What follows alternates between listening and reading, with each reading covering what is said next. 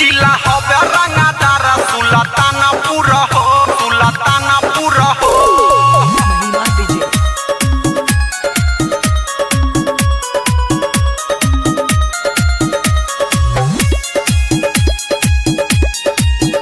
जिला हवे रंगदार सुल्तानपुर हो। काहे भागतारू हमारा से दूर दूर हो, जिला हवे रंगदार सुल्तानपुर हो।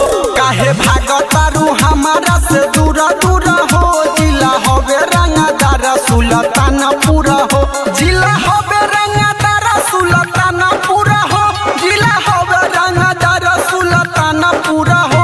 काहे भागतारू हमारा से दूर दूर हो, जिला हवे रंगदार सुल्तानपुर हो।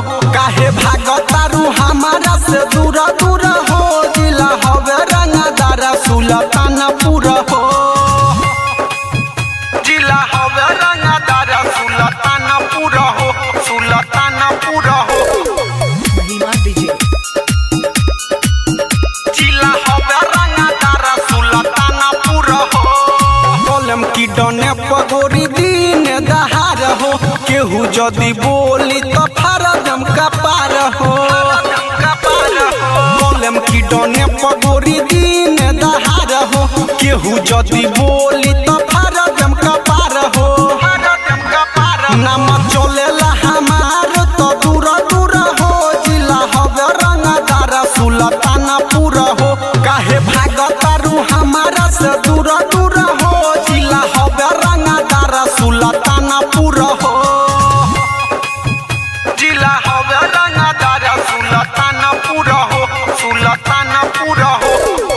महिमा डीजे जिला हवे रंगदार सुल्तानपुर हो।